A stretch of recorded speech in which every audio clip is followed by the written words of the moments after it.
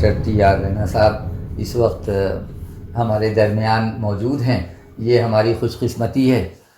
तो बहुत अच्छा होगा कि इस मौके से उनके बारे में हम कुछ ज़रा जानना चाहते हैं, तो कुछ वो अपने बारे में कुछ कहेंगे।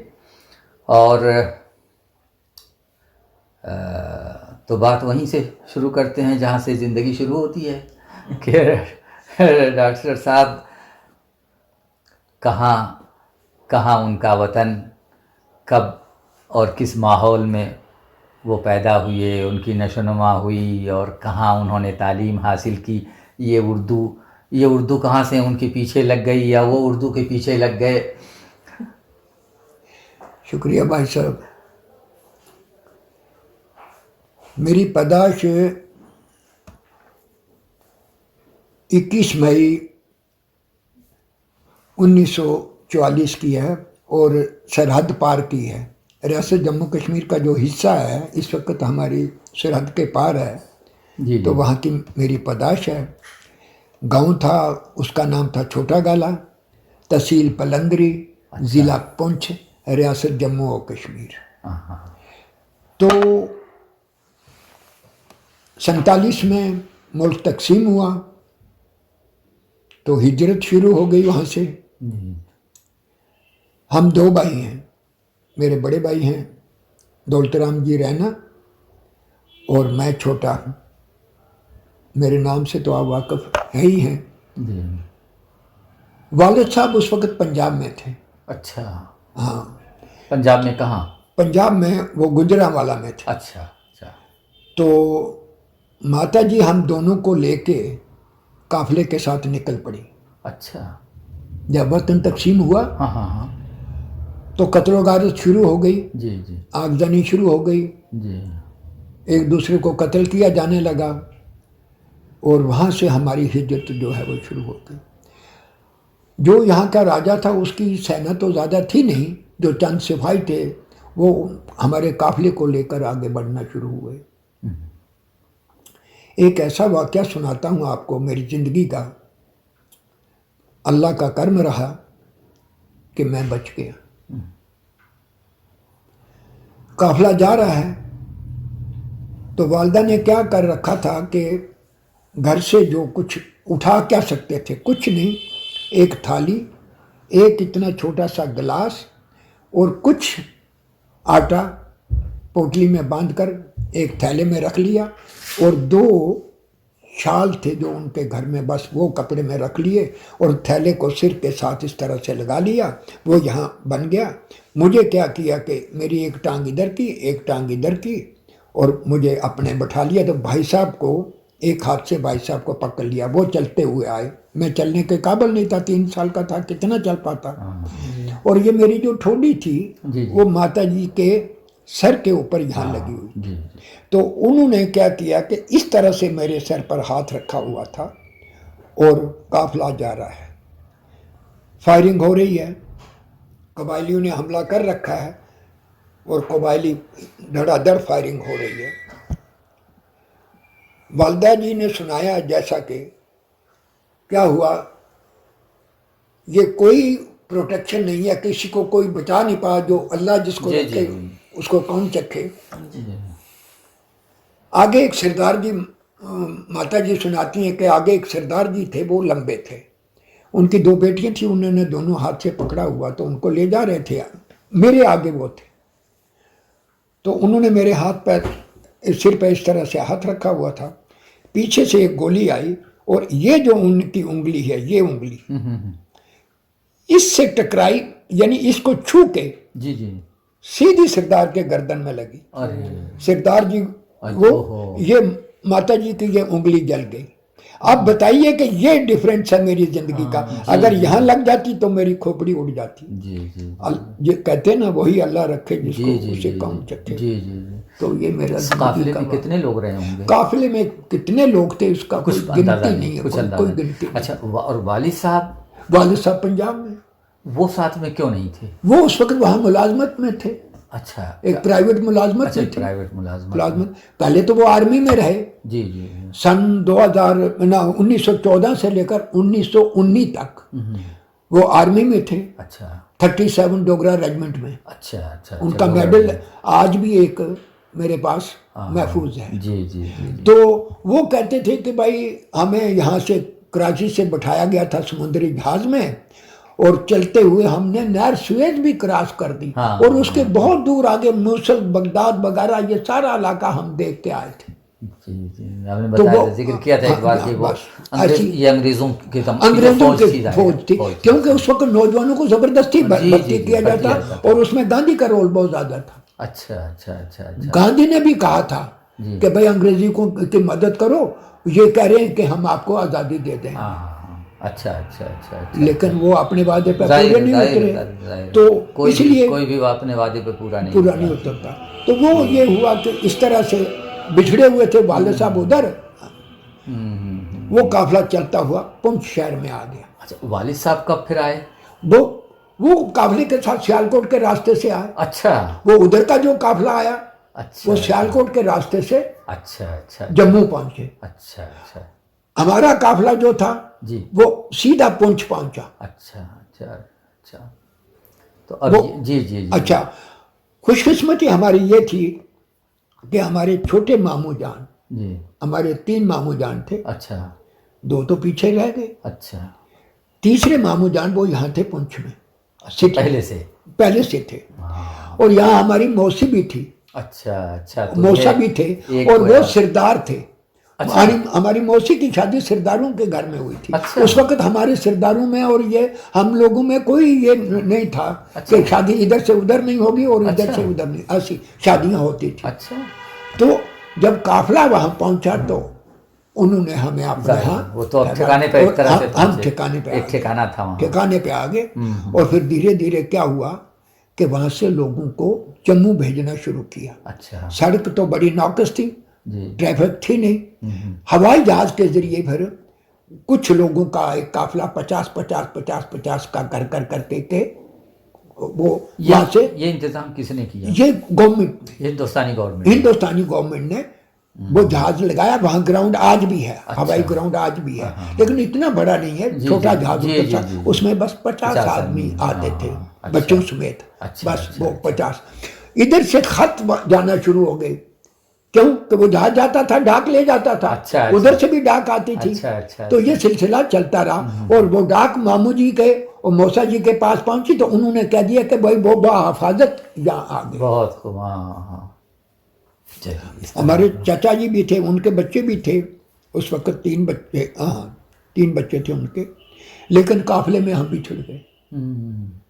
कोई पता नहीं कौन आदमी कहाँ जा रहा है, किस तरह से, कोई आगे चला गया, जाहिर है वो तो। लेकिन जब ये पता चल गया कि हम वहाँ हैं तो वालिद साहब को इत्मीनान हुआ। फिर धीरे धीरे एक दिन हमारा नंबर आ गया, वहाँ से जहाज से हमें जहाज के जरिए से भेजा। जम्मू आ गए आप लोग हवाई अड्डे पे, अच्छा, बाहर वो मौजूद थे वालिद साहब, तो उन्हें ले लिया गया और हम लोगों को ठहराया गया। जम्मू में एक शिव मंदिर है, अच्छा, उसका हाथा बहुत बड़ा है। अच्छा, बस ये रिफ्यूजी जो थे, जी जी जी, हिजरत करके आने वाले, उनको पहले वहां ठहराया गया। उसके बाद थोड़ी देर के बाद, क्योंकि वो जगह तंग हो गई, जी जी, उसके बाद नगरोटा, एक शहर के, जम्मू शहर के आगे एक जगह है श्रीनगर हाईवे पे, अच्छा, वो जगह खुली है। अच्छा, और वहां कैंप लगाया गया, टेंट लगाकर, अच्छा, लाइन में टेंट लगाया, जिस तरह फौजियों के टेंट लगते हैं इस तरह टेंट लगाकर हमें उन टेंटों में रखा गया। तो गवर्नमेंट ने राशन प्रोवाइड करना, राशन देना शुरू किया, क्योंकि खाने पीने का कोई जरिया तो था नहीं। राशन गवर्नमेंट ने देना शुरू किया। लेकिन बात क्या हुई, गवर्नमेंट ने, अब बात आई कि भाई बच्चों को ये तय हो गया कि भाई अब यहाँ एक स्कूल कायम किया जाए और बच्चों को तालीम का सिलसिला जारी किया जाए। अच्छा अच्छा अच्छा।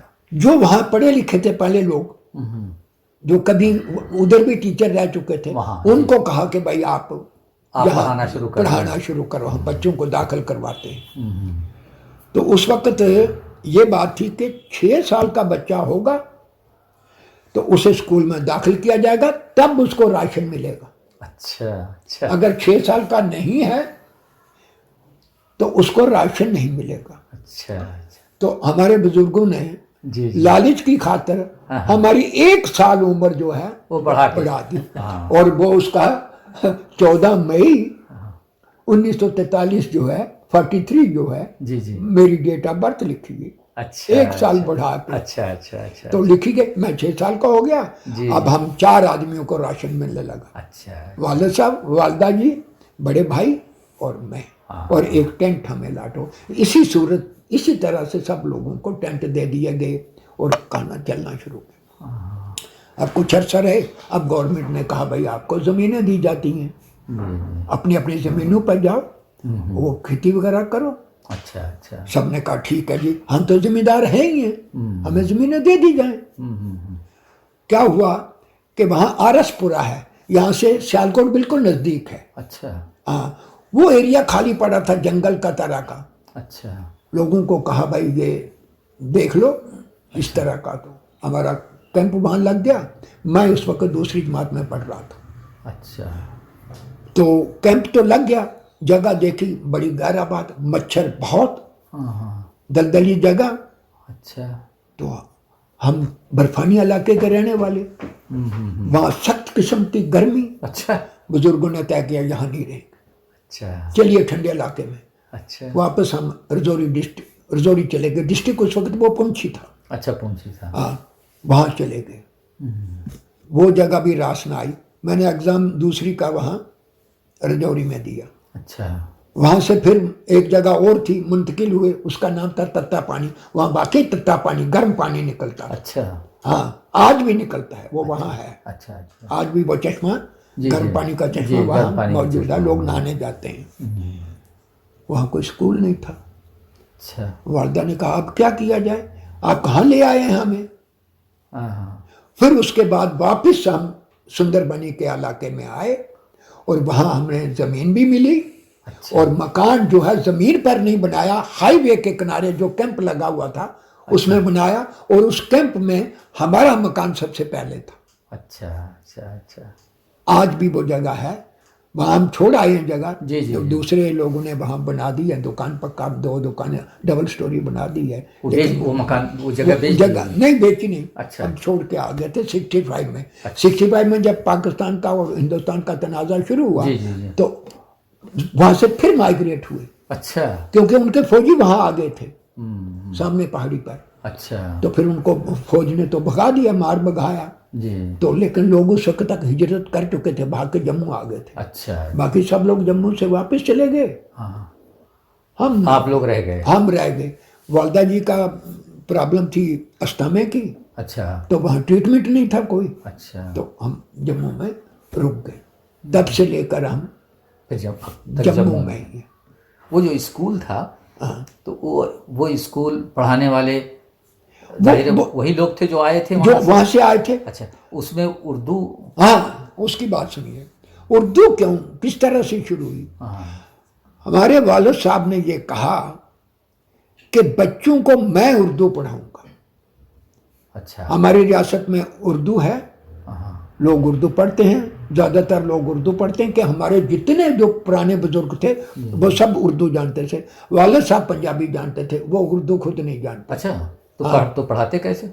हाँ, नहीं पढ़वाएंगे। उन्होंने कहा मतलब ये कि बच्चे पढ़ेंगे। हाँ, इनकी बिस्मिल्लाह जो होगी भाई, इब्तदाई तालीम उर्दू से हो। उर्दू से होगी। हाँ, चूंकि तो हमने वहाँ से ही हमारी शुरुआत उर्दू से हुई। अच्छा अच्छा, उसी कैंप ही से, वो उसी कैंप से, उसी पहले जगह जो पहली जगह जो स्कूल कायम हुआ कैंप में, उसी वहीं से शुरू हो गई उर्दू की तालीम शुरू हो गई। और आज तक उर्दू की रोजी रोटी खा रहे हैं।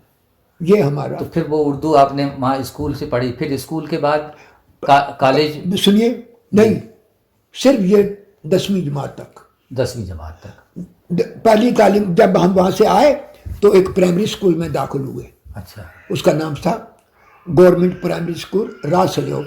अच्छा। वो तहसील अखनूर में पड़ता था और ज़िला जम्मू था। अच्छा। तो हमारी ज़मीन ज़िला पुंछ में, लेकिन मकान जो है वो ज़िला जम्मू में। अच्छा। सड़क के किनारे। ज़मीन हमारी सड़क से कोई 1-पौना किलोमीटर के फासले पर थी। अच्छा। और आज भी है। हाँ।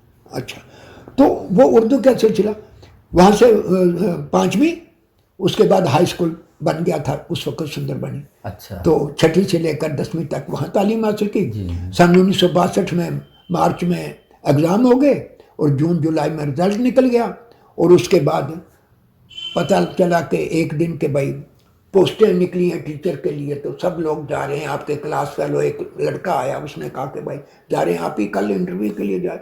मैंने कहा मेरी कोई वाकफियत नहीं है तो इंटरव्यू के लिए क्या जाएं, मैं कोई किसी एमएलए को नहीं जानता। कहने लगे तो क्या जाइए ना। जब वहाँ हम पहुँचे तो उन्होंने कहा भाई फार्म भरिए। 50 पैसे उन्होंने लिए, फार्म भरे, आज ही सबका इंटरव्यू होगा। अच्छा। हाँ, वो टीओ हरिचंद थे, तहसील एजुकेशन ऑफिसर, अच्छा। टीओ कहते थे उनको। अच्छा अच्छा, तहसील एजुकेशन ऑफिसर। वो कहीं टूर पर गए हुए थे, आए। उन्होंने कहा भाई जो लोकल नौशहरा के हैं वो रह जाएं, उनका इंटरव्यू बाद में होगा, या जो दूर के हैं इन बच्चों का इंटरव्यू पहले होगा। हाँ। तो इंटरव्यू शुरू हो गया, मेरी बारी आई तो मुझसे पूछा गया और सवाल पूछे तो मैंने जवाब दिए। मुझसे पूछा हिंदुस्तान का उपराष्ट्रपति कौन है। मैं कहा मुझे नहीं मालूम, ये उप वगैरह का। अच्छा। अच्छा। अच्छा नायब सदर कौन है, उससे कुछ आक्रोश। मैंने कहा फलां क्या दिया। अच्छा वो कहा ठीक है।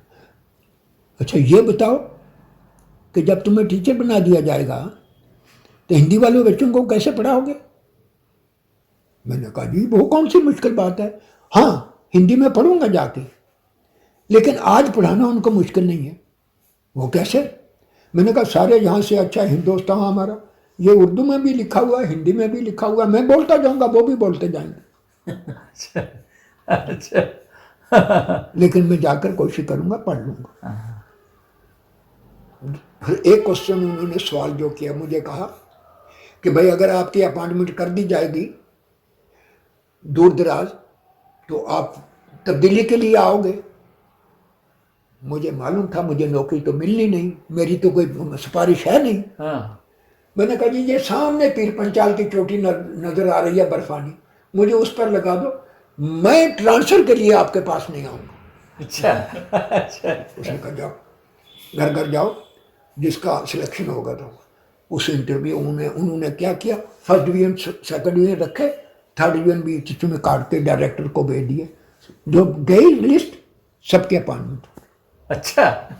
12 अक्टूबर 1962 को मेरी अपॉइंटमेंट हो गई एक प्राइमरी स्कूल में, जो मेरे घर से कम से कम कोई 15-18 किलोमीटर की दूरी पर। अच्छा।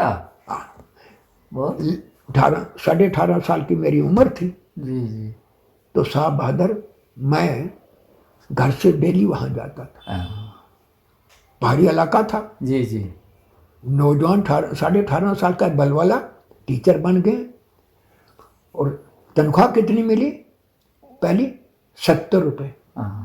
70 छो 130 का ग्रेड था साहब बहादुर। जी जी। इतनी तनख्वाह थी हमारी। खुश 50 रुपये घर देने, 20 रुपये में हमने खूब बैठ कर बहुत सब कुछ ये हो गया। हाँ, तो हम बन गए टीचर। टीचर हो गए आप। अब टीचर हो गया जी। सोचा भाई पढ़ना चाहिए। मैंने गया तो फर्स्ट ईयर की किताबें ले आया। उस वक्त ये होता था 11th 12th। हाँ। रख दी, छोड़िए अब क्या है, मुलाजिम हो चुके हैं, पढ़ के क्या 6 साल तक पढ़ा नहीं जी। अच्छा 6 साल तक नहीं पढ़ा ना कुछ नहीं पढ़ा, सिर्फ पढ़ाते रहे, दूसरों को पढ़ाते रहे। हाँ, नहीं पढ़ा, कुछ नहीं पढ़ा, छोड़ दिया। अब टीचर हो गए, अब क्या परवाह है। 68 में 9 मई को मेरी शादी हो गई। अच्छा अच्छा। 68 में मेरी शादी हो जी गई। जी जी। एक दिन चाय की दुकान पर बैठा था, देखा एक मेरा क्लास फेलो जा रहा है, उसने ग्रेजुएशन कर रखी है।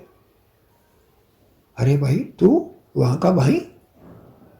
उसी वक्त उठा, सीधा डाकखाने गया, वहाँ से पोस्ट कार्ड लिया, जामिया उर्दू अलीगढ़ को खत लिखा कि मैं जामिया से अदीब माहिर करना चाहता। तो अदीब का कामिल बाद में नहीं, अदीब पहले होता था, अदीब माहिर नहीं, बस अदीब माहिर अदीब कामिल। अच्छा अच्छा, उस वक्त यही था। जो मैट्रिक का उसको अदीब नहीं, हाँ उसको जरूरत नहीं, मैट्रिक वाले को अदीब की जरूरत नहीं, ठीक। ऊपर के लिए अदीब माहिर और अदीब कामिल। सही सही। तो उसके लिए मैंने खत लिखा। उन्होंने कहा जी इतने पैसे भेजिए तो आपको जवाब दिया उन्होंने, जी, जी। इतने पैसे भेजिए फलां जगह और ये आपको सिलेबस भी मिल जाएगा और किताबें भी फलां जगह से मिल सकती हैं। वो सिलेबस मैंने उनको भेजा, भाई जो अजी मार की हैं वो किताबें भेज दो, सिलेबस भी भेज दो। उन्होंने वाला वो पैकेट किताबों का आ गया। सेंटर ये था कि जम्मू में बनता था। अच्छा अच्छा। सेंटर ये जम्मू में, वहाँ नहीं जाना जी, पड़ता जी, था, जी। जम्मू में सेंटर बनता था। वहाँ सेंटर बना, पहले अदीब मार किया, फिर अदीब कामिल किया। उसमें 20 नंबर का फारसी का भी पेपर था और हिंदी का भी पेपर था। अच्छा हाँ, 20-20 नंबर, अच्छा। वो भी कर लिए। जी। फारसी तो बगैर जाने किया होगा, बगैर पढ़े। वो उर्दू तो पढ़ लेते ना, थोड़ा जी। बहुत उसमें 20 नंबर का था, जी, जी, 20 थोड़ा नंबर का बहुत था जो भी इसलिए। हुआ कर लिया। अच्छा, हम जी अदीब कामिल हो गए। उसके बाद 12th का इंग्लिश करना है, एक सब्जेक्ट और लेना है। अच्छा। यानी 3 सब्जेक्ट आपको जी, और जी, पढ़ने, उर्दू नहीं पढ़नी है। जी जी जी। उर्दू ग्रेजुएशन तक आपने नहीं पढ़नी है। बीच में 1 साल का गैप होता था, पहले साल का हाँ, एग्जाम दो, जी, जी, 1 साल का गैप एक है, साल फिर गैप फाइनल है। का एग्जाम बिल्कुल दो। बिल्कुल तो बिल्कुल। मेरा एजुकेशन इंग्लिश लिटरेचर तो पॉलिटिकल साइंस था मेरा सब्जेक्ट। अच्छा। तो 4 हो गए, तो मैं 4 के साथ ग्रेजुएशन कर दी।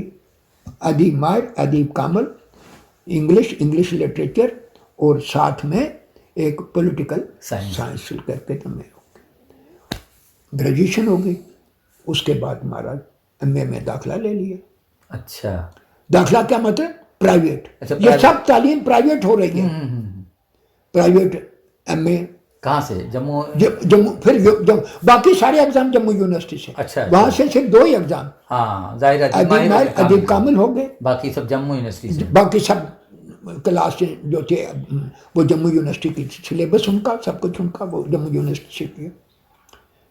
फिर एमए भी प्राइवेट, उधर तो टीचर में था ही, प्राइवेट तो हाँ, था। प्राइवेट हाँ, ले सकते थे। उस वक्त ये होता था कि डायरेक्टर से परमिशन लेनी पड़ती थी। अच्छा। Written permission. हाँ, वरना वो चीजें आपके उससे सर्विस एतराज बुक नहीं में है। रिकॉर्ड नहीं होंगी। अच्छा अच्छा। हाँ, आप अगर कितनी भी तालीम हासिल कर लो, अगर डायरेक्टर की परमिशन नहीं है तो कोई आदमी आपके सर्विस बुक में वो ऊपर की तालीम जो है वो जी, उसको दर्ज शामिल नहीं नहीं कर करेगा, सकता, जी। उसका इंदराज नहीं होगा। जी जी जी। तो मैं हर साल परमिशन ले लेता था।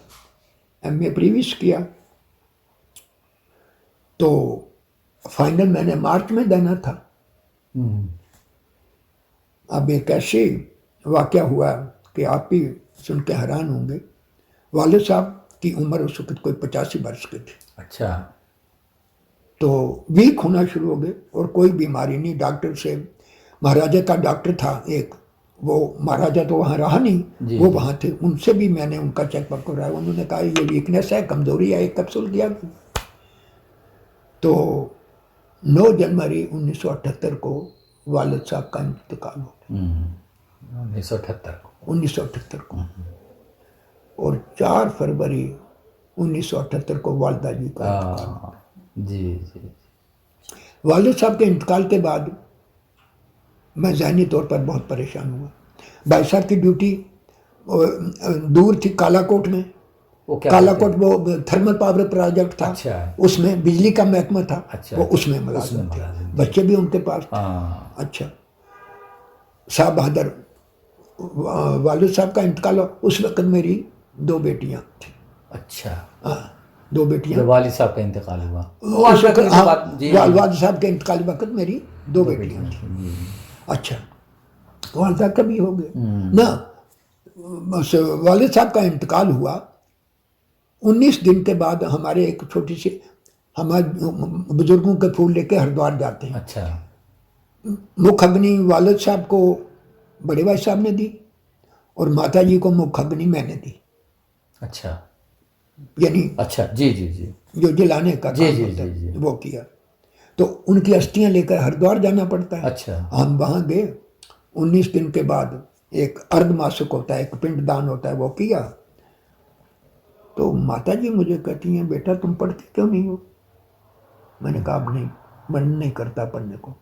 तो उन्होंने कहा क्या सभी के वालिदैन जो हैं वो साथ रहते हैं हमेशा? हाँ।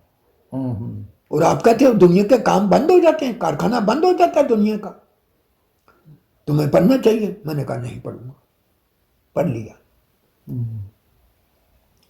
पता नहीं किस मूड में थे, तो उन्होंने मुझे ये कह दिया, बेटा तुम्हारी पढ़ाई बहुत है, दुनिया देखेगी लेकिन मैं नहीं देखूंगी। अच्छा, और तीसरे दिन वो इंतकाल कर गए। तीसरे दिन इंतकाल कर गई? तीसरे दिन इंतकाल कर गए।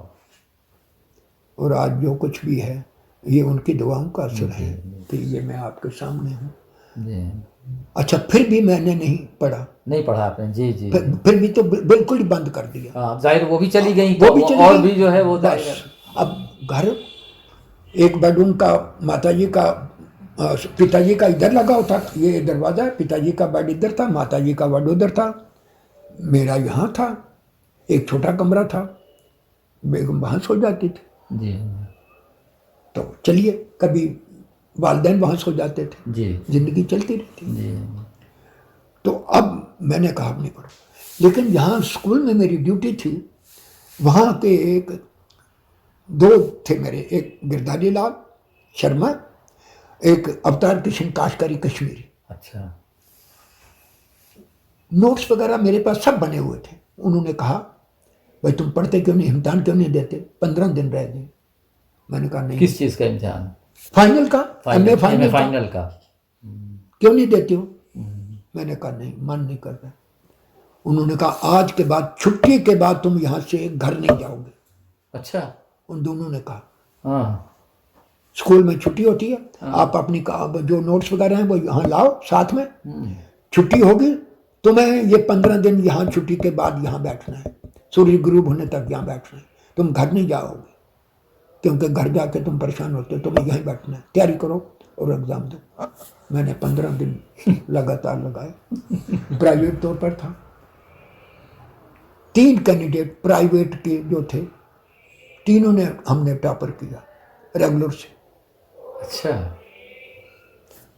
फर्स्ट जो आया वो भी प्राइवेट, सेकंड जो आया वो भी प्राइवेट, थर्ड में आया वो भी प्राइवेट। वो दोनों कौन थे? वो अब मुझे उनका नाम नहीं याद है, क्योंकि टच में तो थे नहीं, टच में नहीं थे। अच्छा, अब ये हो गया। रेगुलर वाले सारे रह गए। अच्छा। अब अच्छी वो पीछे। हाँ।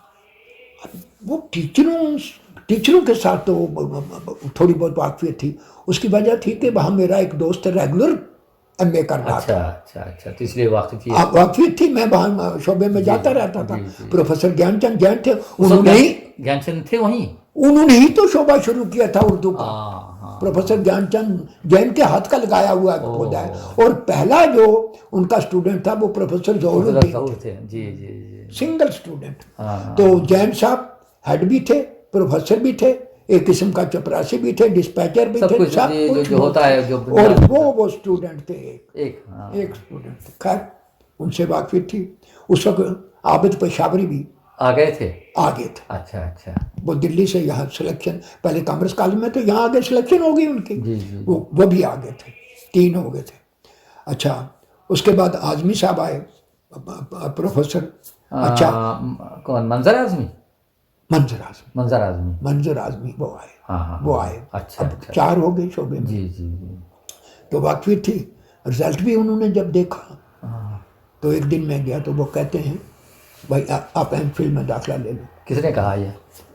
अपने जौहर साहब ने। अच्छा, जौहर साहब ने कहा। तो कहा कि भाई अब दाखिला, आजमी साहब ने भी कहा। अच्छा। मंजर आजमी। अच्छा, आप एमफिल में आखिर आजमगढ़, वहाँ आजमगढ़ पहुँच गया था, तो आपके साथ आजमगढ़ लगा हुआ। उन्होंने कहा एमफिल में दाखिला लो। अब मेरा एक दोस्त था जो वहाँ रेगुलर था। जी। उसने तो हमने इकट्ठे एमए करी। हाँ। तो सलाह ये हुई भाई एमफिल करते हैं दोनों। अच्छा। वो एक प्राइवेट अखबार में पार्ट टाइम काम करता था। नहीं, बात सिरे नहीं चली। अच्छा। हमारे एक दोस्त थे, वो बाद में हिस्ट्री के हेड ऑफ द डिपार्टमेंट हुए, हमसे जूनियर थे। तो उनसे पूछा, जौहर साहब से पूछा, जौहर साहब ने कहा करनी चाहिए आपको, क्यों नहीं करते? तो उसने भी कहा। तो सुभाष चंद्र शर्मा थे। अच्छा। वो बाद में हिस्ट्री के हेड ऑफ द डिपार्टमेंट हो गए, रिटायर हुए, अब भी हैं। उन्होंने कहा भाई तालीम किसी न किसी मौके पर काम देती है, कर लो। मैंने आई, किसी ने क्या किया, मुझे दाखिला भी जेब में डाल दिया, पैसे आप जाओ। आखिरी दिन था दाखिले का। अच्छा हमारा शोबा शाम को चलता था, अच्छा 5 बजे के बाद, क्योंकि रेगुलर स्टूडेंट तो थे नहीं अच्छा। उर्दू में, बहुत कम थे। तो ये रखा गया था कि जो लोग पढ़ना चाहें, हाँ, वो मुलाजम, आ जाएंगे। वो रात को आ जाएं, तो आकर शाम को पढ़े। जी जी जी। मिसिस बाजार गई हुई थी तो वापस आई, तो उस दोस्त की साली मेरे पास बैठी हुई, हिसाब के सवाल मैं उसको समझा रहा था। मिसिस आई तो कहने लगी आप गए नहीं, आप कह रहे थे आज आखिरी दिन है। मैंने कहा छोड़, आप क्या करना, आखिरी दिन है, नहीं करूँगा। उसने कहा उठो, अच्छा जाओ। जबरदस्ती उसने मुझे, भाई साहब मैं यकीन कह रहा हूँ, अच्छा जबरदस्ती उसने मुझे निकाला। कोई चाय नहीं पीनी, निकलो जाओ। मैंने चप्पल पहनी, पैदल निकल पड़ा। वो गाड़ी शाड़ी का वाहन सामने था, बीच में से शॉर्टकट होता हुआ सीधे यूनिवर्सिटी पहुंचा। जाकर शाहबाद आखिरी दिन मैंने फीस जमा करवाई, और उसी दिन जौहर साहब ने पहला लेक्चर दिया एमफिल वालों। अच्छा अच्छा। मैं अकेला, आप अकेले अकेले बाद में हो गए, अच्छा अच्छा 3-4 और हो गए। अच्छा अच्छा। तो लेकिन उस दिन मैं 28 अक्टूबर था, अच्छा अच्छा, आप अकेले तालिब इल्म थे? अकेला तालिब वाह। इल्म था। तो उन्होंने लेक्चर दिया। वो जानते तो थे, मुझसे जी, जी। 1-1.5 साल बड़े थे। अच्छा हाँ, तो दोस्त भी थे। पूरी यूनिवर्सिटी में वो सबसे ज्यादा खूबसूरत थे। अच्छा, कहाँ के थे? वो वहाँ एक पहाड़ी इलाका है ऊपर। अच्छा, उधर ही के थे, उधर ही कश्मीरी के थे थे, वो। जम्मू नहीं, जम्मू के ही, अच्छा, जम्मू, जम्मू। वो प्रोविंस सूबा जम्मू में ही था। अच्छा अच्छा अच्छा, और वो पुलिस की नौकरी छोड़ के आए थे, इंस्पेक्टर, पुलिस के इंस्पेक्टर की नौकरी छोड़कर, इंग्लिश में वो एमए थे, अच्छा इंस्पेक्टर की नौकरी छोड़कर उर्दू में एमए किया, और फिर वो प्रोफेसर हुए, लेक्चरर हुए, रीडर हुए, प्रोफेसर हुए, हेड ऑफ द डिपार्टमेंट हुए, डीन हुए, जी जी जी। और कंट्रोलर ऑफ एग्जामिनेशन भी हुए। अच्छा, तो उस दिन, उसके बाद जी एमफिल का मैं छुट्टी करनी तो सीधा स्कूल से ही सीधा वहाँ क्लास में आ जाना, फिर वहाँ बैठते रात के 11, 11:30 बजे अच्छा। घर जाना। वो रोना धोना जो है वो बंद हो गया।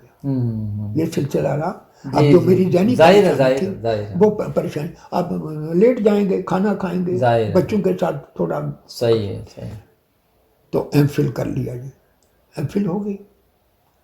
सारे स्टाफ ने कह दिया पीएचडी करो। मैंने कहा कर लेते हैं। तो अपने उस वक्त आजाद, जगन्नाथ आजाद आ गए थे, सदर शोभा हो गए थे। वो आए, बैठे हुए थे, तो कहने लगे आप किस पर काम करना चाहती हैं? मैं कहा जी अभी तक तो कोई टॉपिक नहीं। उन्होंने कहा फलाना शख्स है, फलाना शख्स है, फलाना शख्स है, मैं खत दे देता हूँ, आप उनसे मिलिए, आपका काम हो जाएगा, वो करवा देंगे, आप किताबें वगैरह पूरी मुहैया कर देंगे, आपको कुछ करने की ज़रूरत नहीं होगी, वो मटेरियल आपको मिल जाएगा, एक जगह बैठ के काम कर लीजिए। मेरे दिमाग में पता नहीं क्या कीड़ा था, मैंने कहा जिंदों पे नहीं करूँगा। अच्छा किया, सही, जिंदों पे जी जी नहीं करूँगा। हाँ बिल्कुल।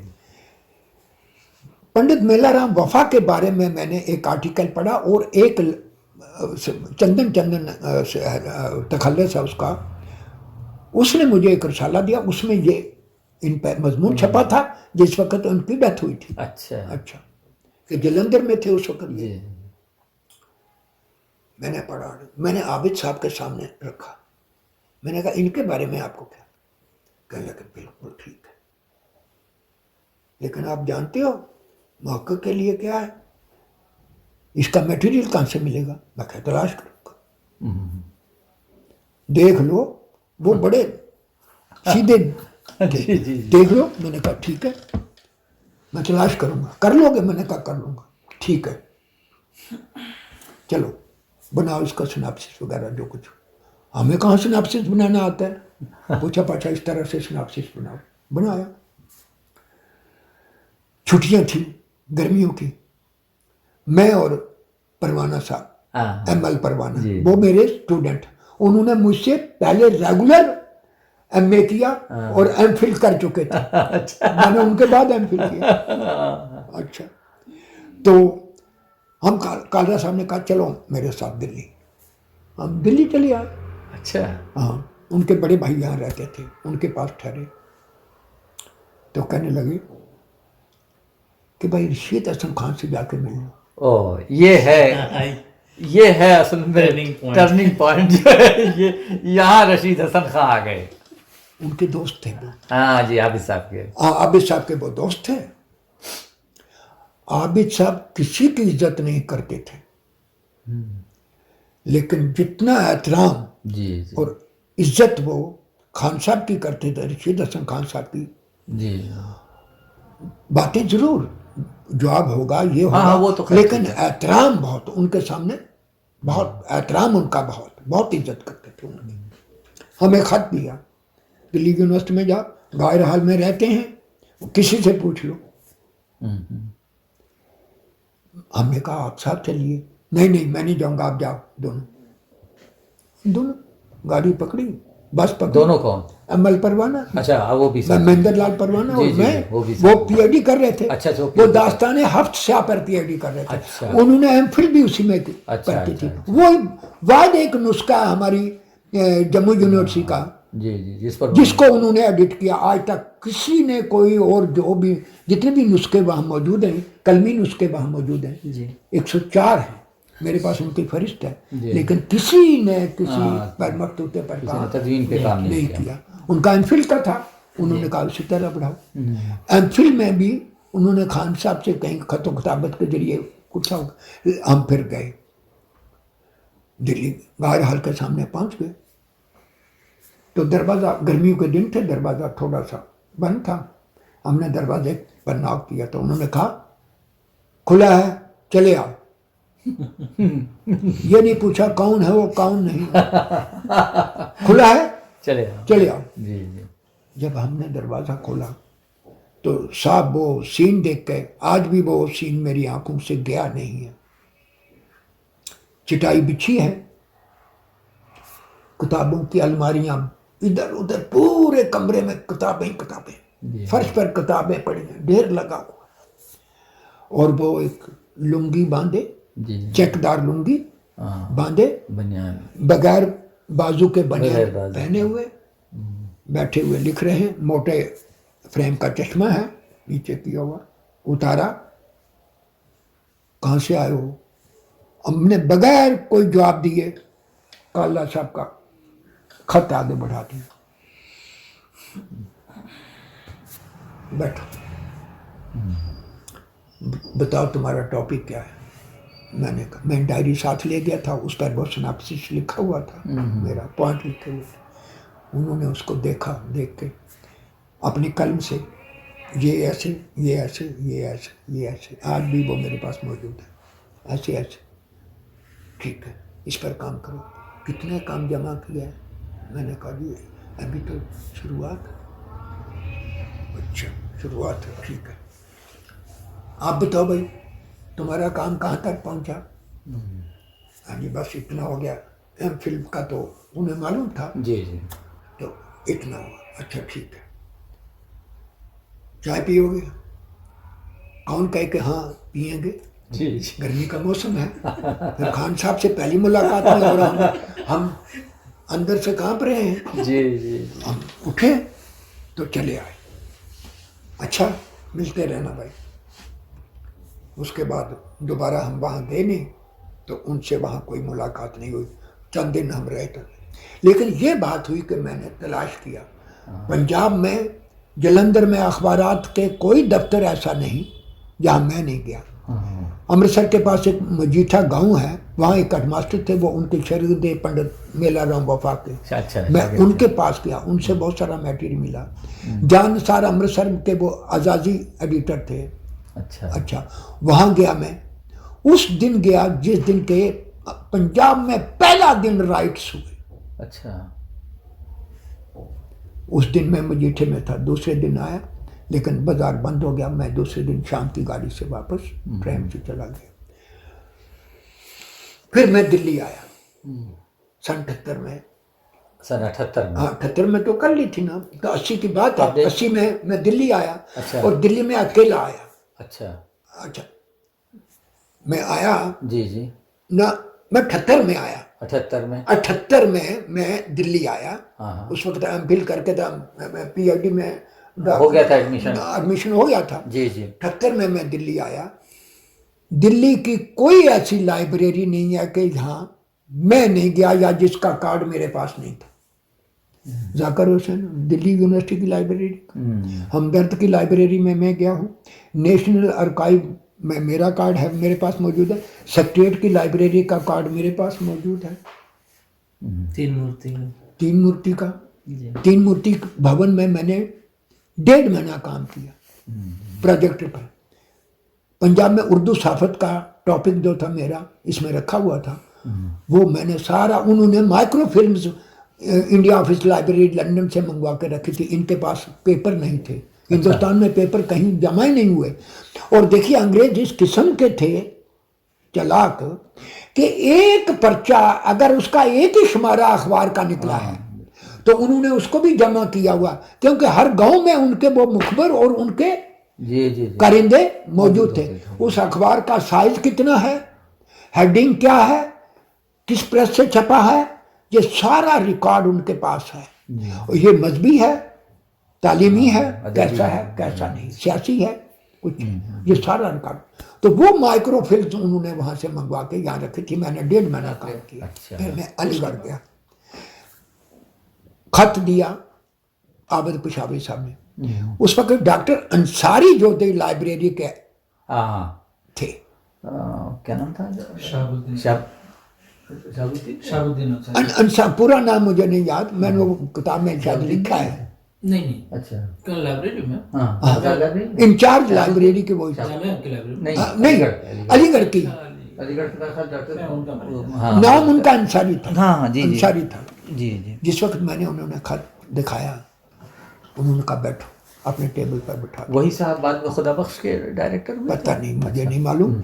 तो उन्होंने क्या किया, सब लोगों को कहा कि भाई पर्चे निकालो, ये फलाने फलाने मैगजीन, फलाने अखबार जो जो जो हैं। उन्होंने कहा, देर लग गया, नोट करोगे?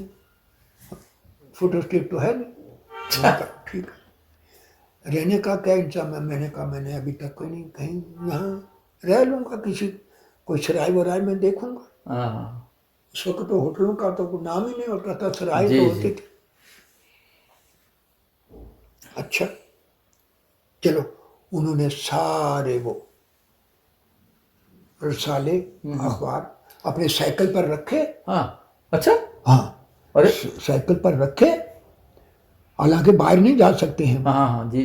उन्होंने आबिद पेशावरी साहब का खत था, उस पर रखे, तो वो लेके मेरे साथ अच्छा। बाहर आके एक कहीं, अब मुझे उस लोकेशन का कोई पता नहीं है। जी जाहिर है, कोई लोकेशन का पता नहीं है। वहाँ मुझे उन्होंने एक सराय में एक कमरा दिलवाया। कहने लगे यहाँ कमरा मिलता है, चारपाई भी मिलती है, चादर दरी भी मिल जाएगी, और ये सामने खाने का वैष्णो ढाबा है।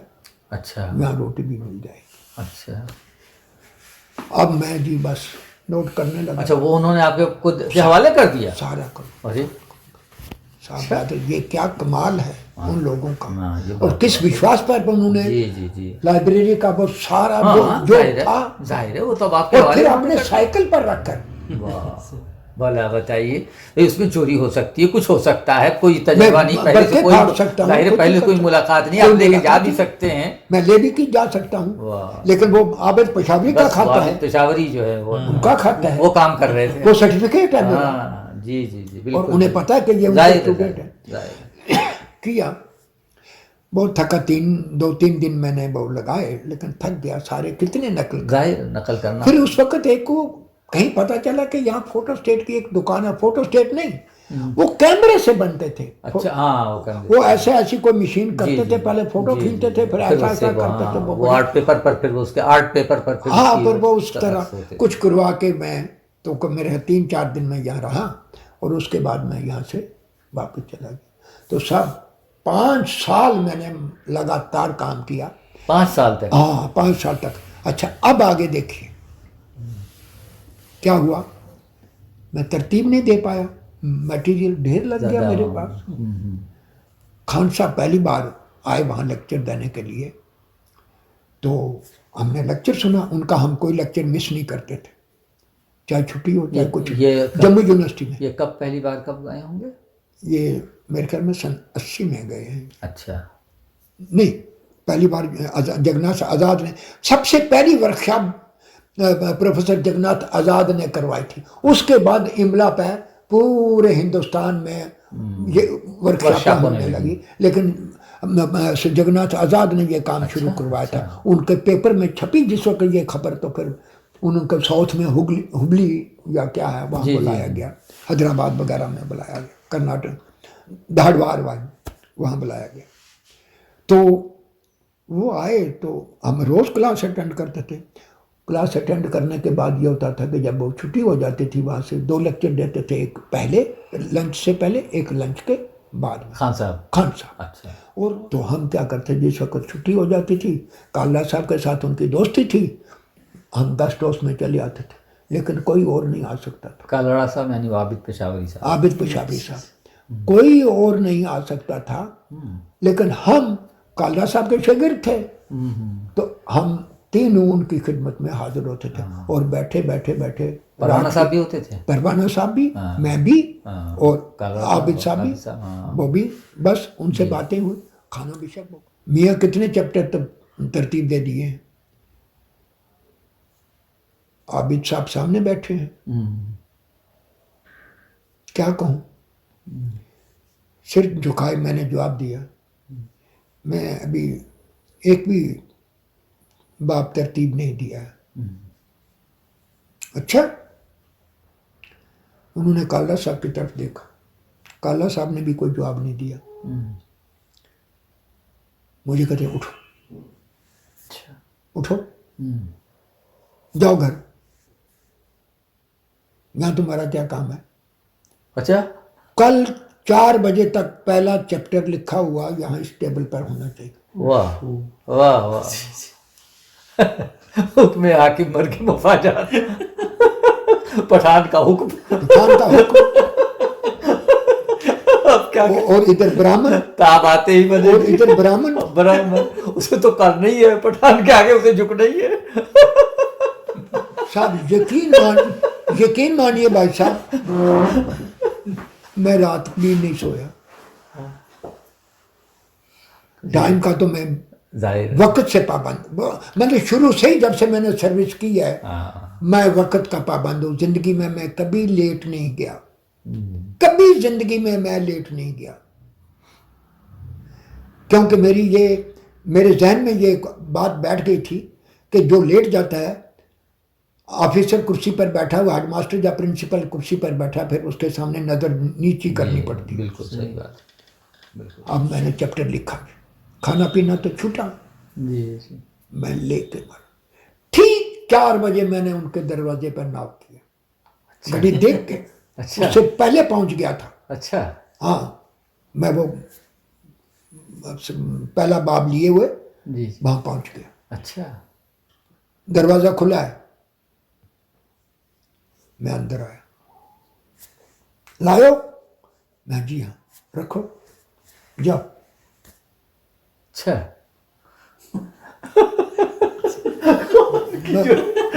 मैंने रखा, पीछे मुड़ के नहीं देखा, दरवाजे से निकला, थोड़ा सा दरवाजा बंद किया तो मैं घर चला गया। कल आओगे लेक्चर में? मैंने कहा आएंगे। आया मेरे साथ, हम तीनों हो लिए, आबिद साहब भी, परवाना साहब भी, मैं देखा। देखने के बाद तो ना, कल लगे उठाओ इसे, ले जाओ घर। नीचे नोट लिखा हुआ था, इसी रफ्तार से काम करते रहोगे तब बहुत जल्द ये काम मुकम्मल हो जाएगा। नीचे उनके दस्तखत हैं और काली स्याही से ये लिखा हुआ। फिर मैंने नहीं पीछे मुड़ के देखा। जब तक के सारा मुकम्मल नहीं किया, मैंने आबिद साहब को नहीं दिखाया। अच्छा। बात ही नहीं की उनसे। हाँ। काला साहब से कोई बात नहीं की। मैं सुपरवाइजर वही थे? सुपरवाइजर वही थे, निगरान तो वही थे मेरे। जी।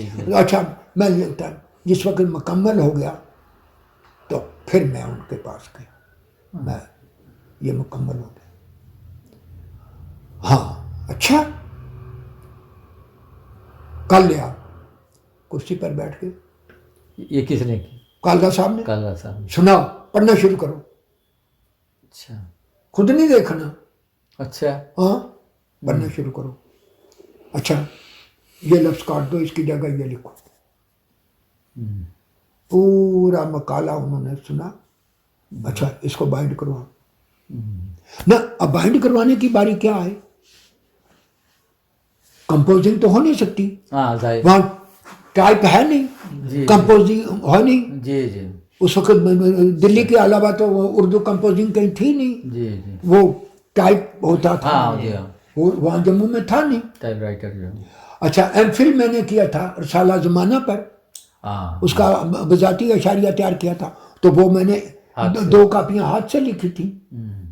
अच्छा ये हैं 5 कापियाँ चाहिए, इन 5 कापियों के लिए क्या किया जाए, मैंने कार्बन का इतना बड़ा पैकेट लिया और हर नीचे वाला, सबसे नीचे वाला कार्बन नया लगाता था, और उसके लिए वीसी से परमिशन ली, एप्लीकेशन दे के मैं हाथ का लिखा हुआ सबमिट करूंगा।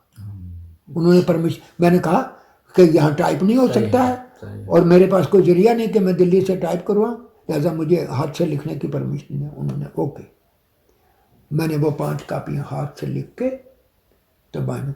ये किस साल सब, ये किस साल आपकी पीएचडी मुकम्मल हुई? मुकम्मल 85 में मेरी हो गई, इस पर देखिए डेट लिखी होगी, 85 में हो गई थी। 86 में हमें इसका वो कन्वोकेशन हुआ, अपना ज्ञानी जैल सिंह आए थे और गवर्नर जगमोहन वो चांसलर थे, जी तो गवर्नर जगमोहन चांसलर थे, तो उन्होंने हमें सन्नत जो थी जी वो दी। ज्ञानी जैल सिंह ने अभिनव थिएटर में ये प्रोग्राम हुआ था, अच्छा। तो उन्होंने प्रिजाइड किया था।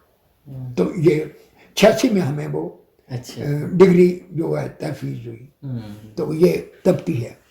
अच्छा अब ये क्या हुआ, ये किया काम जी, बस ठंडे हो गए, छोड़ दिया, कोई काम नहीं किया, और ना ये किताब छपी, अच्छा ये, अच्छा छपी तो बहुत बाद में, तो बहुत बाद ना में, छपी 2011 ना में। कुछ। खान साहब वहाँ आए, उसके बाद 3 बार और आए अच्छा मुख्तलिफ अवकात में, जी 3-3 हफ्तों के लिए, और आखिरी बार वो 4 हफ्तों के लिए भी आए। तो उनके सब लेक्चर हम अटेंड करते थे। खैर 95 में वो आखिरी बार आए। अच्छा सर, वो फतेह कलाम माफी, ये अभी उसको जारी रखते। ये बताइए कि ये जो खान साहब 4 बार आए, जी जी और वो 4 बार जो उन्होंने लेक्चर दिए, जी, कुछ उन लेक्चर्स के नोट्स आपने तैयार किए थे या नहीं? उस वक्त ख्याल नहीं हुआ? नहीं कोई ख्याल नहीं। अच्छा जो जरूरी चीजें कभी कभी होती थी तो यूं रफली तौर पर अच्छा। लिख लेते थे। कोई वो उनका ना रिकॉर्ड हमने रखा किसी ने, कोई उनकी कोई रिकॉर्डिंग नहीं हुई, कोई कुछ नहीं हुआ। अच्छा, और वो जब ये 4 बार वहाँ आए, जी जी, इस दौरान आप लोगों की जो उनके साथ नशिस्तें रहीं, तो उसमें जो कुछ अच्छी बातें, जो काम की इल्मी बातें, कुछ वो बिल्कुल आपने बिल्कुल नोट्स सुनिए, तैयार उनका किए? उनका ये काम था कि जब वो लेक्चर देते थे, हॉल में पिन ड्रॉप साइलेंस होती थी, चाहे स्टूडेंट्स हों चाहे बाहर के लोग हों। यानी जो स्टूडेंट्स नहीं हैं, मुलाजम भी हैं, जी उर्दू से दिलचस्पी रखते थे, वो लोग भी आते थे वहाँ जी जी। लेक्चर उनके अटेंड करने के लिए, उनका नाम सुन के लोग आते थे। यूनिवर्सिटी के दूसरे सब्जेक्ट के अच्छा, प्रोफेसर, क्या मौजूआत उनके आमतौर पर वहाँ होते थे लेक्चर्स के? एक तो इमला पर वो इमला लेक्चर पर देते, होता तहकीक पे, हाँ, अच्छा बलागत पे, अच्छा बलागत, हाँ इन सब पे, कवायद पे, अच्छा कवायद पर, हाँ ये सब जो मौजूआत हैं, तहकीक के मौजूआत पर, तहकीक कैसे की अच्छा जाती तदवीन है, पर भी उन्होंने हैं? तदवीन के तदवीन उसूलों पर भी दिए? सारे वो लेक्चर, ये यानी अदब से ताल्लुक जी, रखने जी। वाले जितने भी मौजूआत हैं, क्योंकि वो तदवीनी काम खुद करते थे, जी। और तदवीन पर भी उन्होंने लेक्चर दिए। अजमेर पहुंच गए, नहीं अजमेर कैसे अजमेर तो पहले 95 जी, से हाँ, जाना उनका आना आना शुरू जाना था, होता था। तो वो जब सेमिनार हुआ उस वक्त मैं मुलाजमत से भी रिटायर हो चुका था, लेकिन इन्होंने दावतनामा भेज दिया। हाँ हाँ,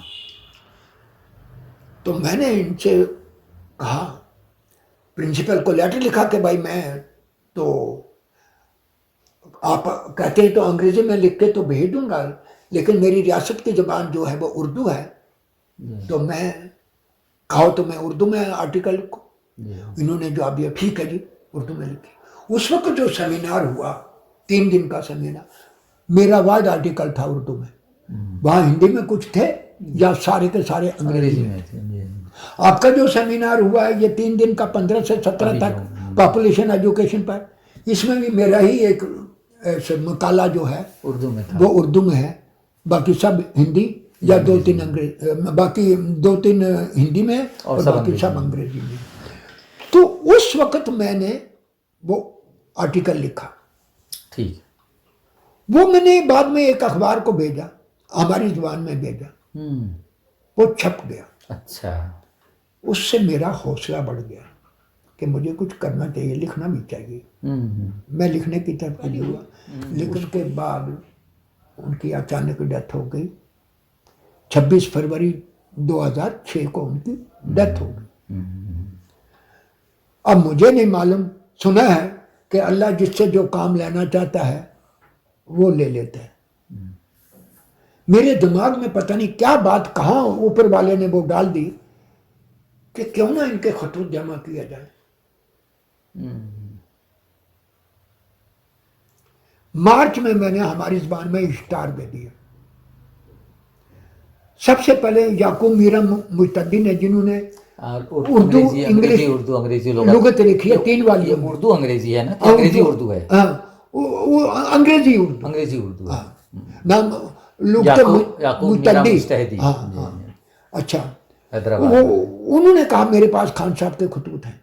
अच्छा, हाँ। मैंने कहा तो आप एक्स भेज दें या आप खतूत भेज दें, मैं उनके एक्स बनवा के भेज दूंगा, जो खर्चा आएगा मैं दूंगा। फिर इसी तरह मीर अलाई साहब का आया, असलम महमूद साहब ने भी कहा मेरे पास कुछ खत हैं। तो अब मीर अलाई साहब का, असलम महमूद का इसमें सबसे बड़ा रोल है। उन्होंने लोगों के पते बताना शुरू किए। अच्छा, जिनके खान साहब से ताल्लुकात। तो धीरे धीरे धीरे धीरे खत जमा शुरू हुए। तो ये पहली जिल्द जो है ये मैंने कंपोज करवा के तैयार करवा दी, और ये 11 में ये छप गई 11 में अपनी काउंसिल ने जी। और ये 1055 सफ़ात की किताब है। ये पहली किताब छपी, ये पहली किताब छपी खान साहब से मुताल्लिक़, पहली किताब ये छपी। ये मैं शम्स साहब ने कहा आपने ये इसका इजरा नहीं करवाया। मैंने कहा नहीं, मैं कहाँ करवाता, वो ये होगा तो वो हुआ। उन्होंने कहा भाई आप ऐसा करें, कोशिश नहीं की गालिब भवन में। मैंने कहा जी गालिब भवन में मेरा कौन वाकुफ है। कहने लगे वहाँ डायरेक्टर शाहिद माली साहब हैं, खान साहब के साथ उनके अच्छे ताल्लुकात रहे हैं, आप उनको अप्रोच करिए, फ़ोन तो करिए। मैंने उनके कहने पर उनको फ़ोन कर दिया। अच्छा, शाहिद माहौली हो? हाँ, हमारी। उन्होंने कहा जी ये हमारी खुशनसीबी है, आप एक जिल्द भेज दीजिए। मैंने जिल्द भेज दी। उन्होंने कहा कि 25 मार्च 2006 को हम इसका इजरा करेंगे। अच्छा, आप आ जाओ। 4 किताबें लाना, ज़्यादा नहीं। कौन कौन था उसमें? उसमें खलीक अंजुम के हाथों हुआ। अच्छा, कदवाई साहब थे। अच्छा, सदीकुर रहमान कदवाई साहब और शाहिद माली साहब, और मुझे मंच पर बिठाया गया। तो डॉक्टर रजा हैदर ने निजामत के फराइज इंतजाम दिए थे। अच्छा, ये शाहिद माहौली कहाँ के, आप जानते हैं? नहीं, मैं नहीं जानता ये कहाँ के। फिर वहीं आप आजमगढ़ पहुँचे? हमारे यहाँ माहौल आजमगढ़ का कस्बा है। अरे कमाल है, कैसे जुड़ते जा रहे हैं। ये कोई नहीं, देखिए वहीं से शुरू हो गए थे हम। जम्मू देखिए उर्दू से शुरू हो चुके थे। सुनिए, एक बात सुन लीजिए। जी जी। ये रिश्ता कोई ऐसा तो नहीं मेरी कहीं आत्मा, कहीं मैं उसी गांव का हुआ हूँ। क्या मालूम है, क्या मालूम। क्योंकि हम रीबर्थ पर यकीन रखते हैं। और अभी अजमेर में जो साहब मिले थे वो क्या मिश्रा थे? वो आजमगढ़ के थे और मदरसुल इस्लाह को जानते थे। वो जब आपने कहा इस्लाही तो उनका कि वो इस्लाह के पढ़े होंगे, वो हमारे यहाँ है। तो ये मेरे ख्याल में मैं कहीं पिछले जन्म में बाहर रहा हूँ। जी जी बिल्कुल हो सकता अब है। मुझे किसी ज्योतिषी से पता लगवाना पड़ेगा कि मैं पीछे कहाँ का हूँ। जी जी जी। तो शाह बहादुर अच्छा, अब ये इजरा हो गया। ये आ गए यहाँ। हाँ, तो खलीक अंजुम साहब उनके यहाँ से इजरा हुआ। वाह। शम्स बदायूं साहब भी आए अच्छा और डॉक्टर सरोल हुदा ने, अच्छा, सरोल हुदा भी थे। इन दोनों ने मकाले पढ़े। अच्छा, सरोल हुदा ने, डॉक्टर सरोल हुदा ने, और उन्होंने शम्स साहब ने। शम्स साहब ने मकाले पढ़े। शम्स साहब अपने भाई साहब को भी लाए। अच्छा अच्छा अच्छा। मुझे नहीं मालूम था कि इनके पास गाड़ी वाड़ी है या ये हाँ, कोई बिजनेसमैन या क्या है, है, जी, मैंने जी। कभी इन्हें देखा ही नहीं था। जी जी जी। अच्छा मुलाकात, वो पहली मुलाकात वहीं हुई थी, अच्छा, वहीं हुई। वहीं हुई थी। मैंने सरोल हुदा को भी नहीं देखा था। जी जी। तो हाँ, क्योंकि इस खतूत के दौर में मैं जब भी आता था मैं खलीक अंजुम साहब से जरूर मिलता था। अच्छा। अंजुमन में मैं आता था, जी। यहाँ मैं मिलता था उनसे। और खतूत अंजुमन वालों ने मुझे बहुत सारे खतूत ढूंढ के जो दिए। जी। अंजुमन ने मेरी बहुत मदद की। उसमें मोहम्मद आरिफ, अपना अब्दुल रशीद, जी जी। और दो थे, एक वो हाशिम सिद्दीकी या लड़का अब भी है वहाँ, एक रिटायर हो चुका है, उनका मैंने नाम शुक्रिया अदा किया हुआ है।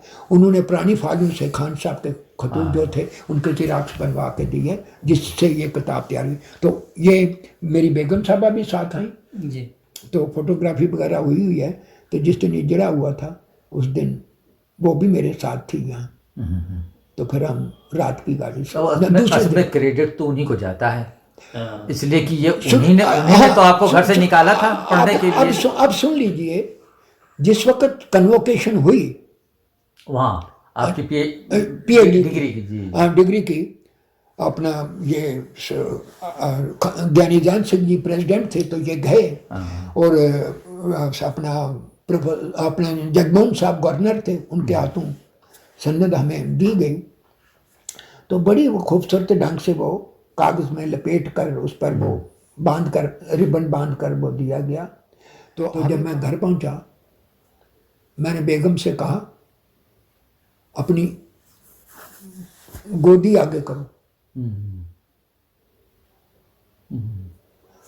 उसने ऐसे किया, मैंने वो डिग्री उसकी झोली में डाल दी। मैंने कहा ये तेरी है, मेरी नहीं। बिल्कुल ठीक। तो साहब जिस वक्त ये किताब छपी, फिर मैंने पीछे मुड़ के नहीं देखा, खान साहब के खतूत में तलाश करता रहा। और धीरे धीरे ये 3 जिल्दें जो हैं बन गई। जब ये 3 जिल्दें तैयार होने को थी, फिर मेरे दिमाग में एक बात आई कि क्यों ना उनके मज़ामीन भी जमा किए जाएं। फिर मैंने मज़ामीन जमा करने शुरू किए। ये मज़ामीन की ये 4 जिल्दें जो हैं आपके सामने मौजूद हैं। जिल्द अव्वल है, दौम है, चारम है और पंजम है। न सोम छपी, सोम तैयार रखी हुई है। अच्छा। इन्होंने देख ली है। और शशुम भी अभी हुआ है। अच्छा, और छठी जो है वो भी मुकम्मल हो चुकी है, अब बस वही ये छपने वाली है। और उसके बाद बीच में से ये रशीद हसन खां मौक़िक़ और मुदव्विन एक किताब ये निकल आई। और पंडित मेलाराम बफा को भी आपने, बफा की ये बहुत अच्छा किया। इसके बाद छपी। अच्छा, ये खतूत के बाद ये छपी। हाँ, ये पहली जिल्द के बाद ये छपी। अच्छा अच्छा। और ये अभी पेशावरी ये भी बाद में छपी। अच्छा अच्छा अच्छा। ये देखिए, ये है छपी 11 में, फरवरी 11 में। ये देखिए कब छपी, ये भी 11 में छपी। ये भी 11 में छपी, लेकिन इसके बाद छपी। अच्छा अच्छा। हाँ, 11 ही में शायद ये भी छपी है। 11 में छपी ये। हाँ, 11 मई 2011। ये फरवरी में, वो हाँ, मई 2011 में। अच्छा, इसके छपने का एक और बात मैं आपको बताऊं। जी। एक नुस्खा जो था, बैरूनी जो प्रोफेसर जिनके पास भेजा जाता है, हाँ हाँ हाँ। एक वो कौन जिल्द थे? इनके पास गई थी, खान साहब के पास इसकी। अच्छा, ये एक इनके पास, ये हाँ, ये खान साहब भी एक वो थे आपके, सुपरवाइजर समझो, यानी उसके एग्जामिनर को या वो? एग्जामिनर। ये तो एक महमूद अलाई साहब के पास गई, हाँ, महमूद अलाई जख्मी, वो गोरखपुर वाले। गोरखपुर वाले, हाँ। एक उनके पास गई थी, और पता नहीं किसके पास गई थी। तो एक तो नगरान के पास जी, रहती जाहिर। है। तो शाह बहादुर उस वक्त उन्होंने जो जिल्द उनके पास गई, किसके पास? खान साहब के हाँ, पास, हाँ। पेंसिल ली, एक पहले सफ़े से लेकर आखिरी सफ़े तक पढ़ा उसे। अच्छा अच्छा। और जहां जहां बीच में कोई आई गलती, उनको उन्होंने दुरुस्त कर दिया था। अच्छा अच्छा अब वो मेरे पास थोड़ी आनी थी, वो जिल्द वहां से आई अच्छा और यूनिवर्सिटी में जमा हो गई, सेंट्रल लाइब्रेरी में। अच्छा जब छपने का वक्त आया तो मैंने कहा भाई अब मैं क्या करूं, मैं देखना चाहता हूं। आबिद साहब भी उस वक्त इंतकाल कर चुके थे 99 में, वो फौरन। तो मैंने क्या किया कि वहां से जिल्द निकलवाई और पूरी तरह फिर मैंने इसकी तहसील की, तब जाकर ये जिल्द छपी। तो रुबाब रशीदी साहब ने कहा भाई उनकी एक कॉपी मेरे पास है और उस पर ब्याज लिखा, ब्याज रशीद हसन खान लिखा हुआ है। मैंने कहा भेज दीजिए। उन्होंने मुझे भेज दी, उन्होंने अपने खत भी बहुत भेजे, रुबाब रशीदी साहब ने खत भी बहुत भेजे। और साहब अब एक कमाल और बताता हूँ आपको, हनीफ नकवी साहब, हनीफ नकवी साहब का। अच्छा, हनीफ नकवी साहब का, उनके खतूत भी पहली जिल्द में है। नहीं, पहली में नहीं है, उनके खतूत दूसरी जिल्द में है। अच्छा, हाँ, पहली में नहीं है, दूसरी जिल्द में है, पहली जिल्द में नहीं ये इसमें है, दूसरी में है, दूसरी में ये है हनीफ नकवी ने पहली जिल्द में भी, उसमें भी होंगे, पहली जिल्द में है। हाँ, उसमें भी है, पहली जिल्द में 39 हैं। हाँ, और इसमें 95 है। अच्छा, ये देखिए इनका कमाल। मैंने इनसे राब्ता कायम किया खत के जरिए, तो कहने लगे भाई मैं एक्स तो बनवा नहीं सकता, कहाँ रखे हुए हैं, मकान बदलते बदलते कई चीज़ें मेरी इधर उधर हो गई हैं, तो मैं कोशिश करूँगा। तो इन्होंने क्या किया कि खतूत निकाले, हसन अब्बास साहब को दिए। अच्छा, ओरिजिनल खत, असल खत। जी जी जी। उनसे कहा कि लिफाफा बनाओ, हाँ, अच्छी तरह, और रजिस्टर डाक से उनको भेजो। भला बताइए, ओरिजिनल खत रजिस्टर डाक से उन्होंने भेजे। देखिए एतबार, जी जी, एक वो शख्सियत जिसने मुझे देखा नहीं, हाँ, सही बात, मैं कौन हूँ क्या नहीं हूँ, अभी ये जिल्द छपी नहीं, अदब में मेरा कोई नाम नहीं, जी जी। तो उन्होंने वो भिजवा दिए। शाहबहादुर मैंने इनके जिराक्स करवाए, जिराक्स करवाकर उसी तरह से जी जी जी वो बंद किए और वो उनको वापस, और उस एड्रेस पर मैंने उनको भेज दिया। ये उनकी शख्सियत। फिर दूसरी जिल्द जी, छपने वाली थी, उनका एक दिन उन्होंने मुझे फोन किया खुद। अच्छा, हाँ, तो मैंने कहा हजूर इस वक्त आप कहाँ हैं? कहने लगे मैं गांव चला आया। सिवान था उनका गांव? नहीं, सासवान। सासवान। अच्छा, कहते मैं मन कर रहा था तो मैं गांव चला। मैंने कहा जनाब आपकी तबीयत ठीक है? कहने लगे हाँ ठीक है, थोड़ा सी कमज़ोरी महसूस हो रही है। तो दूसरी जिल्द का क्या हुआ? मैंने कहा जी अभी वो छपने गई है, अभी छप के नहीं आई है। अच्छा ठीक है। तो ठीक 2 घंटे के बाद कोई तकरीबन 10:30 बजे के करीब हसन अब्बास साहब का फ़ोन आया कि हनीफ साहब इंतकाल कर गए। बहुत सख्त सदमा। एक ऐसी शख्सियत दुनिया से इस तरह चली जाएगी जिसे खां साहब की आखिरी तहरीर, खां साहब का जो आखिरी मजमून है वो कैसे मिला, याद है आपको? नहीं, अब नहीं याद, इस वक्त मुझे याद। हाँ, खां साहब की जो आखिरी तहरीर है, मेरा ख्याल उसके बाद की कोई तहरीर नहीं है, वो भी वो जद्दे से मुझे मिली। अब बताइए, ये कहते हैं मेरा कोई नहीं, वो अच्छा वो अभी जिंदा है। अब वो जिल्द छप जाए, छठी जिल्द, हाँ, तो छठी जिल्द तो उसे हम फिर किसी तरह उन्हें जद्दा भेजते हैं, कोई तरकीब करते हैं, छपेगी तो मैं उसे अपने खर्च पर छाप दूंगा। हाँ, तब ताकि वो हो जाए, छाप दूंगा, मैं छोड़ूंगा नहीं। खान साहब की जो तारीफ मैंने मुरतब की है मैं उसे छोड़ूंगा नहीं। मेरी क्या बात हुई, तो ये रियाज में बैठे हुए, मैं जम्मू में बैठा हुआ, मेरा इनके साथ पता नहीं किस तरह कोई तारुफ हो गया। वो मेरा ख्याल कहीं ना कहीं से वो बीच में आजमगढ़ है कहीं मैं पिछले जन्म में शायद आजमगढ़ का रहा हूँ। तारुफ कैसे हुआ था ये नहीं, मुझे अभी भी नहीं याद कैसे, ये नहीं याद होगा। बता दीजिए। ये मुझे भी नहीं इस वक्त नहीं याद आ रहा है राना साहब। तारुफ का कितना अरसा हुआ? अरसा तो मेरा ख्याल है ये पहली जिल्द जो खतूत की, ये जो पहली जिल्द खतूत बस की उसके छपी बाद। होगी इसके बाद ही। अच्छा। मेरा ख्याल खान साहब से मुताल्लिक 13 किताबें छप चुकी हैं, 2 तैयार हैं, जी यानी जिल्द 100 मकालात की और जिल्द शशुम। शीशम, जी। ये और 2 तैयार।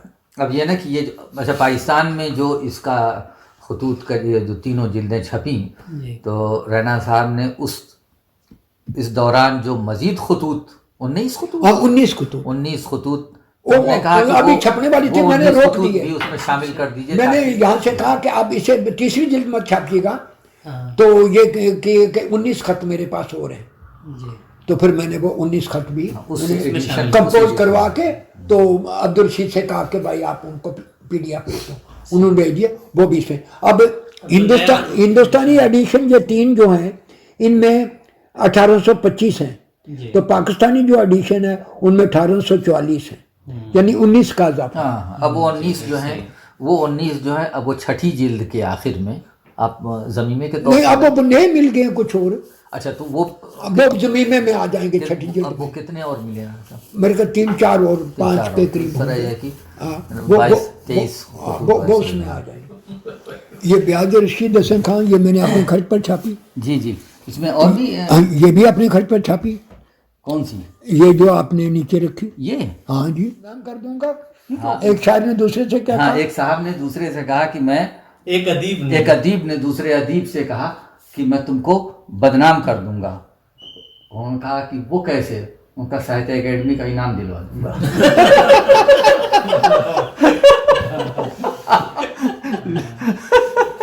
आप बताइए ये कहाँ से चीजें ढूंढ रहे हैं? और लिखने वाला कौन है? इनका खास है।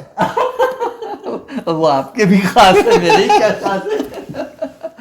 तो भाई साहब, हाँ, खान साहब को अगर देखिए बस आपके दिल में अल्लाह ताला ने डाला और खान साहब पर इतना बड़ा काम आपने कर दिया, वरना मुझे नहीं लगता कि यानी खान साहब के अलावा उर्दू अदीबों में कोई ऐसा अदीब मैं नहीं जानता है, कोई ऐसा मुहक्किक कि जिसके इंतकाल के बाद इतनी तेज़ी से यानी फ़ौरन इंतकाल के बाद उसके खतूत शाया करने की कोई कोशिश की गई हो, वरना 26 फरवरी 2006 को उनका इंतकाल हो गया, मैंने ये काम करना शुरू कर दिया, और 22 फरवरी 2011 को मैं ये गीली 5 जिल्दें लेके तो मैं जम्मू चला गया था कि इजरा करूँगा, तो नहीं हो पाया वहाँ। तो अल्लाह को कुछ मालूम मंजूर था कि दिल्ली में ही होना था, और दिल्ली में ही हुआ। अरशी साहब देखिए, अरशी साहब के खतूत आज तक नहीं जमा हुए, दीमक चाट गई है। नहीं अरशी साहब के खतूत दूसरों के नाम वो आज तक नहीं जमा कोई कर सका। इतने आलिमाना खतूत उनके थे आज तक, और जबकि उनके मतलब हालांकि ये अरशी ज़्यादा पढ़े लिखे आदमी थे, कुछ नहीं, और लेकिन ये है कि नहीं उन्होंने जमा बोरू हो में बंद करके कुछ किताबें बोरू में बंद करके हाँ, उनका ड्राइंग रूम का वो हाल किया है जिसमें वो बैठ के लिखा करते थे। सारी किताबें निकाल दी और उसको एक ड्राइंग रूम के तौर पर अब वो वहाँ इस्तेमाल। मैं वहाँ गया हूँ अरशी साहब के वहाँ, तो वहाँ उनके घर में गया, जाकर देखा तो मैंने, हसन अब्बास साहब भी मेरे साथ थे, वो उस वक्त डायरेक्टर थे रजा लाइब्रेरी के, कि भाई आप ये उनका मटेरियल दे दें, हम यहाँ महफूज कर देंगे, एक अलमारी में उनका रख देंगे तो महफूज हो जाएगा, काम लोग करेंगे उन पर। लेकिन उन्होंने कहा जी बोरे बंद पड़े हैं, अब भाई फलाना मानेगा, ये मानेगा, किसी ने कोई उनको दीमक चाट गई हो सारे का सारा। ये रशीद हसन खां की खुशकिस्मती थी, और बहरहाल उन्होंने मरना ये है कि रशीद हसन खां को कौन पूछता है। नहीं अरशी साहब, मालिक राम, अरशी साहब और दूसरे लोग, उनके तो मानने वाले भी लोग थे, उनके दोस्त अहबाब भी बहुत थे, कदरदां भी बहुत, इनके भी कदरदां कम नहीं थे रशीद हसन खां के। लेकिन यह है कि ऐसे उनके दोस्तों में 2 ही 3 दोस्त इस तरह के थे, बाकी लोगों को तो जाहिर है उनसे कोई तकलीफ ही पहुंची होगी। हाँ, लेकिन थोड़ा सा बेलौस आदमी रहे होंगे ना। हाँ बिल्कुल बिल्कुल मुंह पर कह देना सब। इस तरह के लोग वहीं वाकई देखिए इनके बारे में। लेकिन इस तरह के लोगों के बारे में आमतौर पर मनफी तासुर नहीं होता, हाँ, मुस्बत रहता है। प्रोफेसरों के तअसुरात तो मनफी थे, हाँ वो तो रहे हों। इसलिए कि उन्हें जो है जाहिर है उन्हें तकलीफ पहुंचती थी कि भाई ये कोई डिग्री याफ्ता नहीं है और हम पर हाँ, तनकीद मुख्तलिफ करते बात हैं। नहीं, मुख्तलिफ बातें, जी जी बिल्कुल। लेकिन ये है कि दूसरे लोग जो आम लोग होते हैं वो तो ये सब चीज़ें देखिए देखते कि नहीं। वो लफ्ज इस्तेमाल कर जाते थे लिखते हुए खत में, अगर आप उनके पूरे खत पढ़ें तो जो कुछ वो तो चूंकि ज़ाती खतूत में वो इस्तेमाल करते थे, लेकिन कभी लिखते नहीं थे ऐसे, तो जाहिर है वो तो ज़ाती खतूत में इस तरह होता है। और बाकी कहीं सेमिनार में तकरीर वगैरह में तो बख्शते किसी को नहीं। हाँ वो वहाँ किसी को नहीं बख्शेंगे, मजमून लिखेंगे तब भी नहीं बख्शेंगे। लेकिन ये कि देखिए गिरफ्त तो करते थे वो। काजी साहब के खतूत कितनी बाद में जाहिर है वो हुए, वरना ये है कि नहीं, काजी साहब को तो खुदा बख्श लाइब्रेरी मिल गई, उसने नहीं, उन्होंने खतूत नहीं शाया की उनके, नहीं खतूत तो इसे लड़के ने शाया किए कितने दिनों के बाद, यानी कि जो मज़े ये तो इधर आके शाया किए, और जाहिर उसमें कितने खतूत मिले कितने नहीं मिले, इतने दिनों के बाद तो वो जो मुआसिर शख्सियात होती हैं वो तो इंतकाल हो जाता है। मुआसिर जो शख्स रशीद हसन खां का इंतकाल हुआ, फौरन ये काम शुरू हुआ, तो अभी तो इस तरह ज़्यादा खतूत उनके मिल गए। देखिए जी 26 फरवरी को इंतकाल हुआ, मार्च के हमारी ज़ुबान के एक शुमारे में, अब मुझे तारीख याद नहीं, पर्चा मेरे पास महफूज है, उसमें मैंने इश्तिहार दे दिया। हाँ, तो ये इसका फ़ायदा हुआ। लेकिन देखिए अब यह है कि जो ज़रा बड़े लोग थे, मेरा ख्याल है कि अरशी साहब के नाम जो खतूत रशीद हसन खां के थे वो तो नहीं मिले होंगे। नहीं, कहाँ मिलने थे, इसलिए कि अरशी साहब का इंतकाल हो गया था पहले उनकी ज़िंदगी में, वरना कैसे खतूत उनको लिखे होंगे, कैसे किए ना। तो इसी तरह ज़ाहिर अब्दुल सत्तार सिद्दीकी को जो खतूत लिखे वो ज़ाहिर नहीं मिले। हालांकि उर्दू इमला में उनका जिक्र है, उनके खतूत का जिक्र है, खतूत लिखे, इन्होंने लिखे, पहले लिखे होंगे, उसी वजह से तो ये फौरन जो काम शुरू होता है उससे फ़ायदा होता है, फौरन मिल जाता है। अभी इसीलिए मैं जैसे आरजू साहब के साहबजादों से मैं कह रहा था, उनके साहबजादे भाई अगर अभी आप ऐलान कर दें और शुरू कर दें कि आरजू साहब ने तो बेइंतहा खतूत लिखे हैं, यानी उनकी ज़िंदगी का एक बड़ा हिस्सा जो है खतूत नवीसी में सर्फ होता है, सरमाया है ना जी। हाँ जी हाँ, तो वो अगर शुरू करते, लेकिन वही है कि उन्हें कोई शख्स मिला नहीं, और उनके बेटों में कोई ऐसा बेटा था नहीं, तो इस वजह से तो चलिए ये बहुत बड़ा काम आपने किया साहब, शुक्रिया। अब तो चलिए अब आप आराम कीजिए, बहुत थक गए आप, 11 साढ़े 11 में आपको सोना था और 12:30 हो गए, तो कोई बात नहीं, तो ये बात नहीं हमारे लिए, तो ये बड़ी खुशी हम लोगों को, तो जाहिर खुशी हुई, मेरे लिए आपको तो ये मेरी खुशनसीबी है कि भाई ये आज का दिन जिंदगी में क्या दोबारा आएगा, हो सकता है इंशाल्लाह आप दोबारा ऐसे ही अचानक पहुंचेंगे तो आ जाएगा।